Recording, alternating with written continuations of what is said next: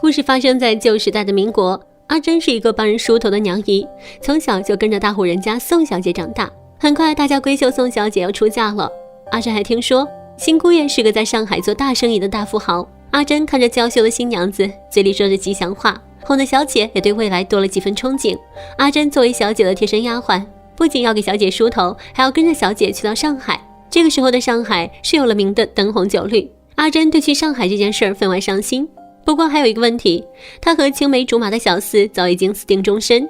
小四不想让她去上海，因为他听说上海是一个吃人的地方，女人到了那里都要学坏，倒不如留在家乡放心。阿珍感动又为难，全家上下这么多人，小姐只带她一个，这说出去多有面子，更何况去的可是大上海啊，年轻人就该出去见见世面。反过来劝说小四去上海找她。结婚的人来了，在两个人的不情不愿之中，阿珍离开了这里。不过小四也答应了她，一定会去找她。到了上海，阿珍也不免被晃了眼，这里到处都是高楼大厦，男男女女穿得又时髦又好看，和老家截然不同。大上海让阿珍流连忘返。新姑爷家里果然很气派，房子宽敞明亮又漂亮，家里放满了西式的漂亮家具，除了装修别出心裁，还有留声机这样高科技的新鲜玩意儿，一切都让他感到好奇又惊讶。什么东西都是好玩的，初来乍到，他对什么都是好奇的。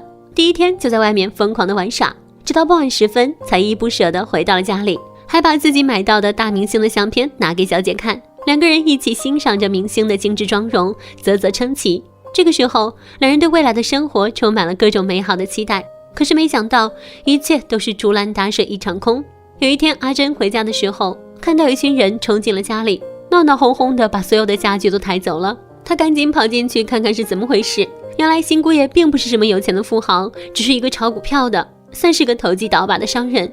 他根本就没有自己说的那么有钱，只为了骗小姐过来完成婚姻。之前家里的家具和佣人都是租来的，眼下结婚完成，所有的东西自然都要被还回去。小姐这才知道自己嫁给一个骗子。小姐本想着离婚，然后回到苏州老家，可就在这个时候，她发现怀了身孕，根本无法脱身。无力改变现状，阿珍只能尽力安慰，生完孩子后一切都会好起来的。小姐也想着，那就这样子凑合着过日子吧。可是有了这些心理建设，日子反而更加难过。姑爷得知小姐怀孕以后，最开始有一阵子对她也很好，可是江山易改，本性难移。姑爷本就是个花花公子，见小姐肚子大了，更是天天在外面花天酒地。小姐挽留却被推倒，因为感情不和，所以两人总是争吵不休。阿珍一边为小姐感到担心，但是另一边自己对于上海的繁华美景还是心动不已。本来自己就是一个梳头的丫鬟，所以她总是学着明星海报的样子，偷偷的给自己梳一些时髦好看的发型。可是她的爱美之心并没有被欣赏，反而因为发型被姑爷臭骂了一顿。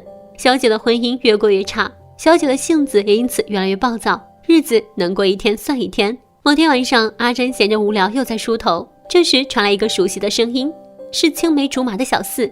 阿珍高兴地把人拉进屋，两人许久未见，也算是干柴烈火。两人本打算在一起过夜，可是没想到这一切刚好被下来的小姐撞见了，两人被捉奸在床。陌生男子在自家里出现，小姐怒不可遏，扯着嗓子喊人。阿珍冲上去阻拦，小姐直接给了他一巴掌。小四趁机逃走，阿珍拼命解释，可小姐完全不理会。丈夫在外面寻欢作乐，佣人倒是把野男人带回家寻欢，自己还被蒙在鼓里，孰可忍审不可忍啊，直接让阿珍卷铺盖走人。阿珍流落街头，在这个凄凉的夜里四处游荡，蹲在街角不知何去何从。好在天无绝人之路，就在此时，一辆黄包车停在了阿珍的面前，车上坐着的正是上海现如今正当红的大明星徐曼丽小姐。阿珍之前就是照着她的发型给自己做的头发，徐曼丽看中了她头上别致的发型，收她做自己的梳头姨娘。就这样，阿珍有了第二个容身之处，但心里的委屈无处发泄，只能躲在床上默默流泪。她开始给徐曼丽做头发梳头。曼丽是风情万种的美人，身段漂亮，嗓音温柔，但是因为身份高贵，所以总是对其他人不屑一顾，高高在上的样子显得她非常刻薄，看上去很不好惹。但是相处下来，她其实为人还不错，只可惜花无百日红，大上海的美人层出不穷。有了新的竞争对手以后，曼丽很快就被其他人取代。没了光环，曼丽脾气变得更加暴躁，整天关在屋里抽烟，没有收入，只能当了曾经积攒的珠宝首饰维持生计。可日子一长，原本满满的首饰盒也逐渐空荡了下来，日子开始入不敷出，连带着阿珍的生活也开始变得凄苦。曼丽自然是不能忍受这样的生活的。人一旦没有了出路，就失去了寻常的道德情怀。她想到了赚快钱的方法。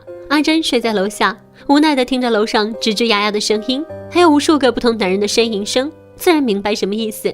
有了钱，他们的日子才能继续过下去。阿珍仍然在给曼丽梳头。在某个清晨，她一不小心碰到了曼丽脖子上的衣服，下面有一个泛着青紫的牙印子。阿珍赶紧把印子盖上。曼丽抽着烟，看似无情的美丽眼眸中满是无奈又苦涩的泪花。生活所迫，还是因为没有一技之长，又或是因为虚荣作祟？除了曼丽，没有人可以回答这个问题。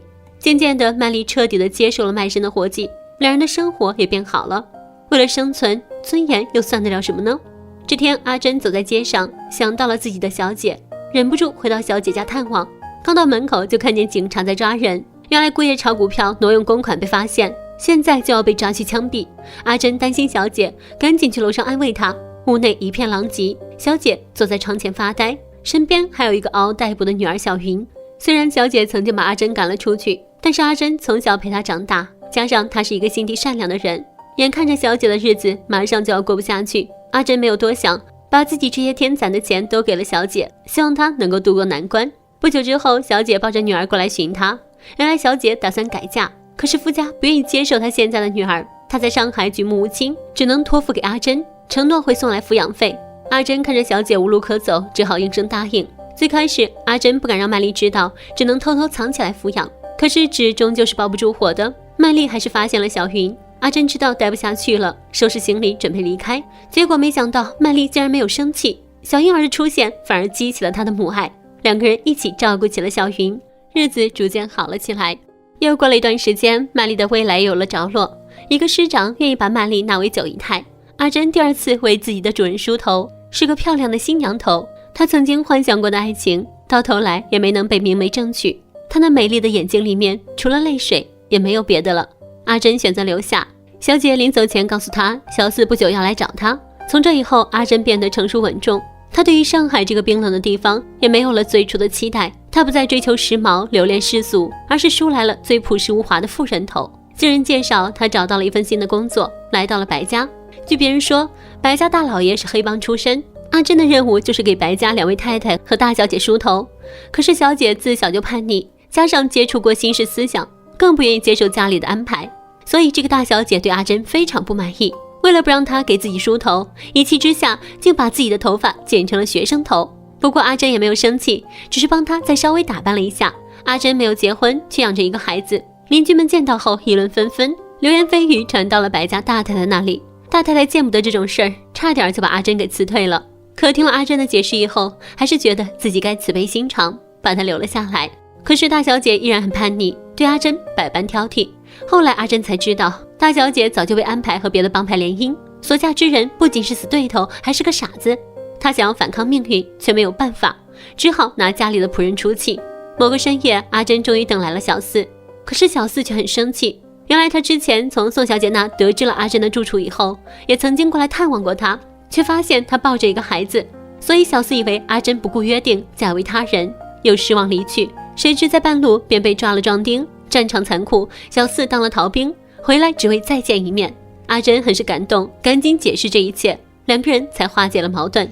阿珍不再妄想繁华生活，她只想回到老家和小四尽快结婚，平淡过日子。可是小四是个逃兵，不愿拖累阿珍，认为自己必须出人头地，然后风风光光地迎娶阿珍。两人再一次分离，就像曾经的小四拦不住阿珍一样，现在的阿珍也拦不住小四。临行之际，小四把自己最珍贵的梳子送给了阿珍。小四离开以后，阿珍心里空落落的，就把自己的头发剪了，和那把梳子一起包起来藏好，仿佛这样子可以缓解自己心里的思念之苦。日子继续过着，曼丽却在此时回来，还怀了身孕，狼狈不堪。阿珍没有多问，只是给她准备了一桌子饭菜。曼丽郁闷地抽烟，然后告诉阿珍自己是被赶出来的。她进了市长家里，不久之后便怀孕了，却被其他小妾污蔑，说这个孩子是别人的。加上曼丽年老色衰，市长对她没有了兴趣，于是就把她扫地出门，甚至自己多年来积攒的东西都被扣下。曼丽没有办法，只能来投奔阿珍。阿珍听了愤怒不已。第二天，她跑到市长家门口，拿着一把剪刀对着自己的脖子威胁管家，说他如果不把曼丽的东西还回来，他就死在这里。这一番折腾，管家为了不把事闹大，只好把曼丽的东西还给了她。两个女人抱在一起，生活在了一起。又过了1-2个月，曼丽要生产了。电闪雷鸣的天气似乎预示着悲剧的发生。接生婆传出来的消息也不太好，曼丽是难产，加上是横胎，接生婆来了也不管用。孩子出生，曾经名满大上海的曼丽撒手人寰。阿珍心里很悲痛，可是也不得不面对现实，独自抚养这2个孩子。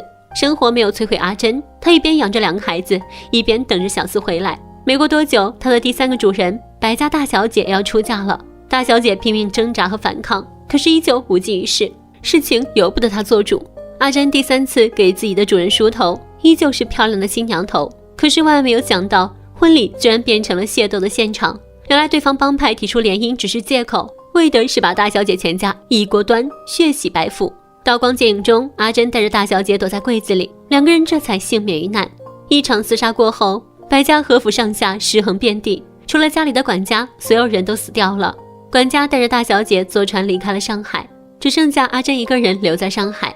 她回到了自己的小屋，带着2个孩子，继续等待小四来迎娶她。可是她不知道，小四已经死在了那场械斗中，再也回不来了。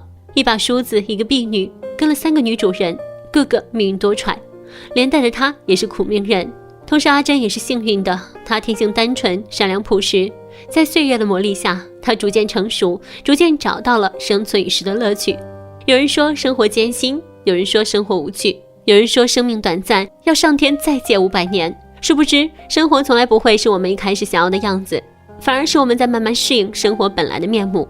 如果你觉得接受不了现在的生活状态，最应该做的就是继续生活，然后习惯生活，最后去发现枯燥的生活中点滴的美好。好了，本期的故事到这啦，下期见，拜拜。